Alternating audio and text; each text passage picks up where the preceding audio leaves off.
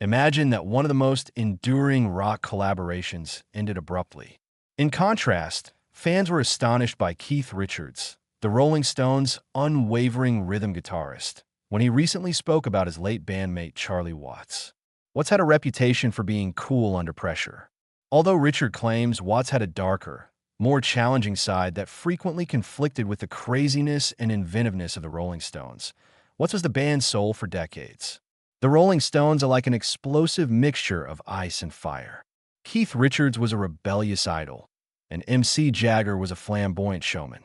Charlie Watts, on the other hand, appeared to be above the drama and was cool under pressure. However, Hott's steely resolve frequently clashed with the combustible people surrounding him, and Waters has deep roots. Watts famously fought Jagger during a furious dispute in the 1980s. Watts reportedly became quietly enraged when Jagger informed him that he would not be his drummer. That evening, Watts entered Jagger's hotel room wearing a fitted suit and administered a blow that was louder than any drum beat. It was a reminder that the seemingly composed drummer was a formidable force and a rare peak of Watts' tightly controlled rage. There were issues in Watts' connection with Richards as well. They shared a strong artistic connection, but their personal lives couldn't have been more dissimilar. Watts' rigid routines and subsequent sobriety ran counter to Richards' erratic way of living and frequent run-ins with the law. These disagreements occasionally led to conflict, particularly when Richards' erratic actions endangered the band's existence. Charlie Watts was a man whose steadfast convictions influenced not only his relationships, but also who he was, and not always in a positive way. Imagine a young drummer in the 1960s who was passionate about what he did and thrust into the whirlwinds of rock stardom. What remained firm against the economic forces that attempted to compromise his artistic integrity, while others in the music industry were ensnared by the lure of fame and money. Even while it made him appear challenging or even aloof to others who didn't share his vision early in his career, this steadfastness was admirable. Watts was a brilliant example of defiance against the producers and management who attempted to transform the Rolling Stones into something more palatable to general audiences. Watts firmly supported Charlie against those who sought to smooth out the band's rocky patches and profit from their rising stardom. The band's integrity was betrayed by the notion of softening their sound for commercial gain. And although some respected him for his tenacity, it also created friction inside the band, particularly with Mick Jagger, who frequently viewed compromise as an essential part of their quick ascent. The altercations continued after that. His strong moral convictions caused him to clash with many of his contemporaries in the music industry in the 1970s. He disapproved of the recklessness and partying that came to characterize the rock and roll way of life. Sid Vicious, the erratic leader of the Sex Pistols, is despised. Vicious' hate was more than just a personality conflict. It was a difference of intelligence. When they did meet, Vicious viewed music as a wild display, while what he thought was a controlled art. It wasn't frequent, but it was heated and emphasized Watts' reputation as a straightforward individual in a chaotic world. Watts made disparaging remarks about some of the biggest names in rock, such as Led Zeppelin members. Everyone enjoyed Zeppelin's enormous tunes and fantastical characters, but they weren't impressed by their antics. He distinguished himself from the more bizarre painters of the era by believing that their lavish lifestyles detracted from the art itself. Refusing to be a part of the rock star mythos was more than just a personal decision. It was a subdued denunciation of those who did. This made him a welcome contrast for some. It made him judgmental and icy to others. Watts, however, never thought of himself as superior. His critique was grounded in a strong belief in discipline and honesty rather than haughtiness. Being a rock star is a job, not an excuse for hedonism, he stated. Consider it. He was working while his friends were in the news for their outrageous antics. Drawing or reading in his hotel room, avoiding the traps of celebrity, and being away from the excesses of his colleagues made him a respected figure, but it also left him lonely and frequently disconnected from the outside world. Watts had two sides to his moralistic approach to life and music. He gained the respect of those who respected his integrity as a result, but it also caused conflict with those who thought his position was unyielding. He faced a dilemma on his path away from the band. A craftsman in a spectacle-driven industry, he was a rock star who rejected the very culture that made him famous, since keeping true to himself frequently meant standing out. He repeatedly chose to be alone, even if it meant paying a price. Charlie Watts' private life was everything but tranquil, despite his outward display of unwavering serenity. By the 1980s, this stoic drummer was silently breaking under the weight of fame and the Rolling Stones' unrelenting machine, despite appearing resistant to the chaos swirling around him on stage. The group was at a turning point. Even its most grounded member was affected by strained relationships, exhausting tours, and increasing personal demands.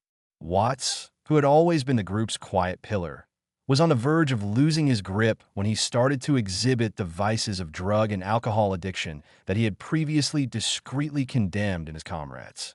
Watts's descent into addiction was far more covert than Keith Richards' infamous run-ins with death or Mick Jagger's extravagant adventures.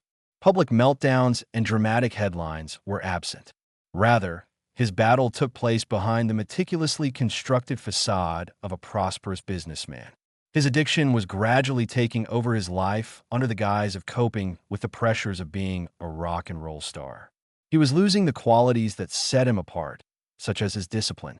As he sought comfort and medication to block out the incessant chatter in his thoughts, his self-control became a chain. Watts' addiction at home had an impact on the basis of his marriage to Shepard and Shirley. Once a haven from the stress of touring, their relationship became yet another battleground. In the middle of the band's conflict, she had always been his rock, the one who held him together and kept him grounded. Now, though, even she had problems communicating with him. Consider this. Once peaceful evenings spent together became silent arguments between the pair. Seeing the guy she loved retreat even further within himself must have made her feel worthless. Watts had a reputation for supporting her no matter what. But now that he realized his addiction was causing a rift between them, he felt bad. Shirley was very patient, but not indefinitely. Furthermore, Shirley felt that she was losing more than simply her spouse as a result of Watts' increasing estrangement. The cornerstone of their life together seemed to be slipping away from her. It was depressing, according to the couple's friends, to witness a man who was harming himself and a lady who was frantically attempting to pull him back from the brink. Even in the worst of times, though, she remained by his side because she was strong. Watts' addiction challenged not only his marriage, but also his sense of self. He had taken years of delight in being the antithesis of the usual rock star, sober, accountable, and impervious to the lures of celebrity. He was now looking into the mirror and seeing a hardly recognizable version of himself. Shame, which he carried in silence, even among his bandmates, took the place of the quiet dignity that had always characterized him. Keith Richards, a former addict, reportedly saw the changes but refrained from pushing him because this was not someone else's battle to win. In addition to being a significant milestone, his eventual recovery in the late 1980s was also a difficult triumph.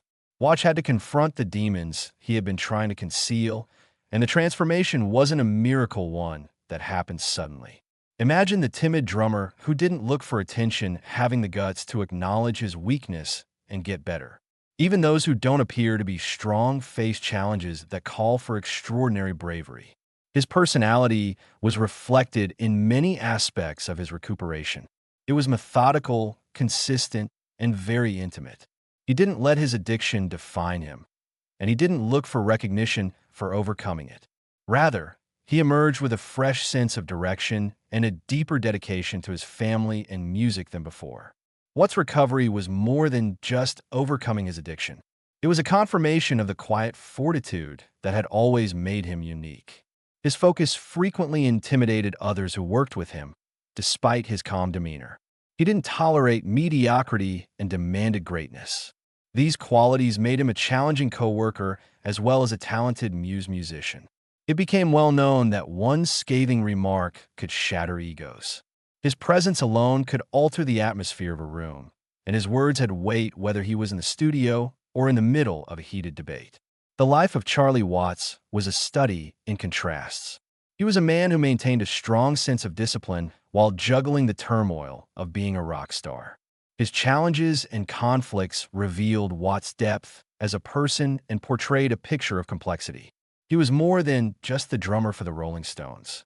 He was as fascinating as the music he contributed to because of his inner struggles and calm strength. The rock world is rocked by Keith Richards' revelations. They remind us that even legends have flaws and are memorable. The powerful and dramatic tale of Charlie Watts will always play a significant role in music history. It demonstrates how difficult celebrity can be and how potent music can be.